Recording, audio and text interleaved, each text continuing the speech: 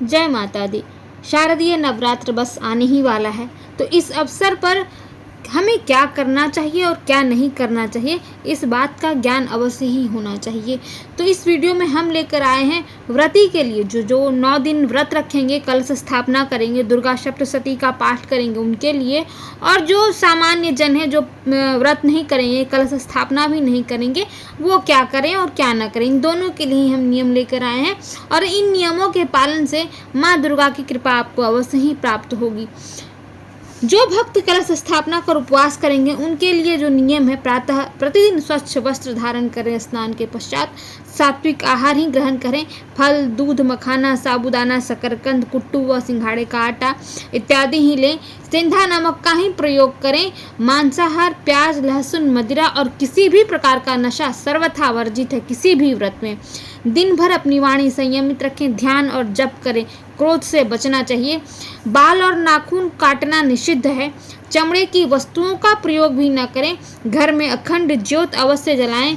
क्रोध, असत्य, अपशब्द और चुगली से बचें। नवमी को कन्या पूजन, अन्नदान और कलश विसर्जन के बाद ही आप दशमी के दिन व्रत का पारण कर सकते हैं। तो ये था व्रती के लिए नियम। अब जो व्रत नहीं करेंगे, जो बस वो 9 दिन सामान्य तरह जैसे रोज पूजा करते हैं वैसे ही पूजा करेंगे, उनके लिए क्या नियम है। ऐसे भक्त जो उपवास नहीं कर पाते हैं पर माता की आराधना करते हैं, वे भी शुद्ध और सात्विक भोजन ही करें, घर का बना भोजन ही ग्रहण करें। प्याज, लहसुन, मांस, मदिरा और नशा उनके लिए भी वर्जित है। बाल और नाखून काटने से परहेज करें। अगर संभव है तो चमड़े की वस्तुओं से भी मंदिर वगैरह जाएं तो दूरी बना के रखें। प्रतिदिन दीप प्रज्वलित करें और माता का स्मरण अवश्य करें। कुछ नहीं आता है तो दुर्गा चालीसा का ही पाठ आप कर लीजिए। ओम दुम दुर्गाए नमः मंत्र का जाप कर लीजिए।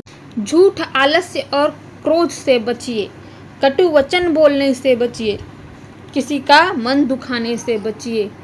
किसी पे क्रोध आ भी जाए तो माता का नाम लेने लगे कि माँ, जय माँ दुर्गा, जय माँ दुर्गा, जय माँ दुर्गा, तो ध्यान बट जाएगा।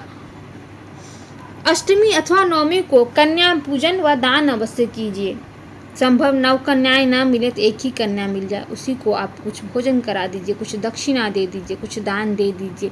और भले ही उपवास आपसे न बन पड़े कोई बात नहीं, लेकिन मन, वचन और आचरण का उपवास अवश्य कीजिएगा। हे भक्तजन, व्रत हो या भोजन करें, आप सबके लिए नियम एक ही है। सब सारे नियम एक ही बात बताते हैं कि सात्विकता, संयम और सेवा से ही जीवन सुंदर बनता है, भगवान प्रसन्न होते हैं, ईश्वर की कृपा मिलती है। तो जो भी इनका पालन करता है उस पर माँ दुर्गा की कृपा निरंतर बनी रहती है। माता रानी सबके जीवन में शक्ति, शांति और समृद्धि का संचार करें, यही शुभकामना है इस दुर्गा पूजा में। माँ दुर्गा आप सबके जीवन की सारी दुर्गमता को, सारी कठिनाइयों को दूर करें और आप सबके जीवन में सुख, शांति और समृद्धि आए।